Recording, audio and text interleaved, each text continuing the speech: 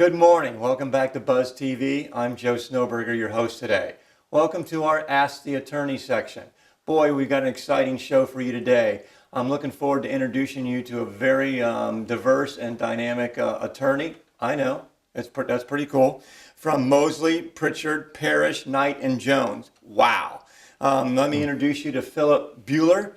And good morning, Phillip. Good morning. Welcome to Buzz TV. Good morning. So briefly, before we get started, because I want to talk about you and your specialty, tell me the overall different things so our viewers know what to contact your law firm for. Sure. Well, we are one of Jacksonville's oldest law firms. We have a variety of practice areas, mainly focused on transportation. We railroad, admiralty, and maritime, which is what I do.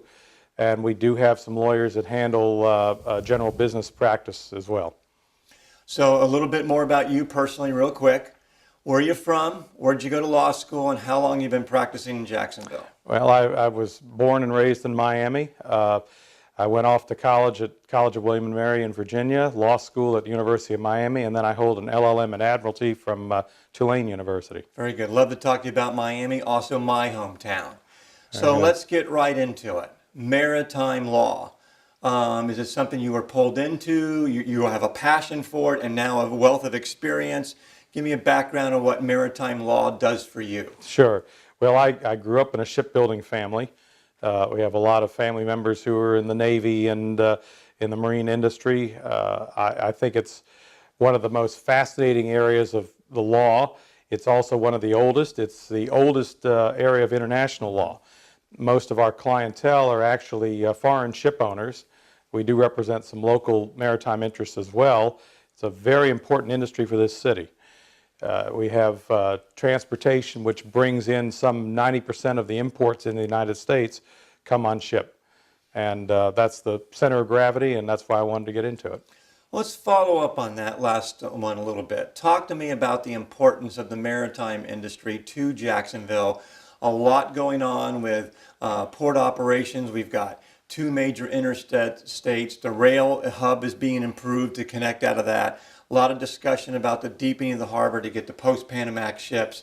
Talk to me about the importance of the maritime industry to Northeast Florida and the rest of the country. It's extremely important for the city of Jacksonville, and I can't emphasize that enough to people who live here.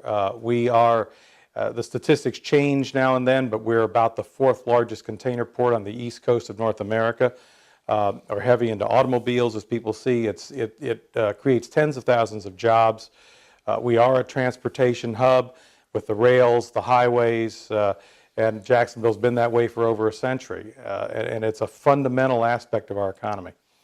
Any thought processes on your or opinion on your mind regarding that the going after the post-Panamax ship through the dredging is absolutely a must, or is it would be a nice thing to do? What's your thought processes on that? I think absolutely we must, and I rely upon the technical expertise of people who have studied this with the port.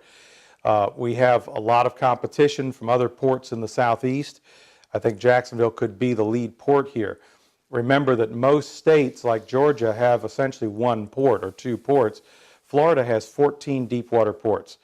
And so we are not able to get the same level of state support that Savannah, Charleston, Mobile, New Orleans, other cities like that can get. So we have to be concentrated on focusing for whatever can develop Jacksonville as a lead port to compete with those other states. So short answer, you think the ROI is worth it? Yes. Very good. All right, let's get off the dime of professionalism for a second and go to your heart and your passion. You got to tell me and the audience about your passion for Daniel and Daniel Kids. Absolutely. I've been involved with that organization for the better part of 15 years.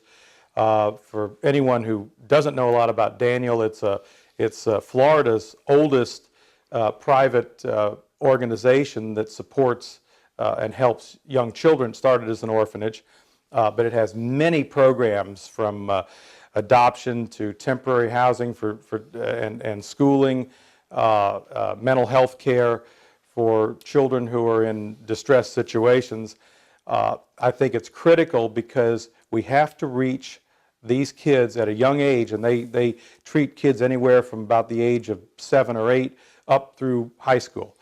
If we can reach them then and turn them around and teach them the proper skills and get them on the straight and narrow, it's going to do so much for our society and our community, because we don't have to deal with problems later on. One of the outcrops of our current society is this number of children who need that mentoring and parenting and whatnot.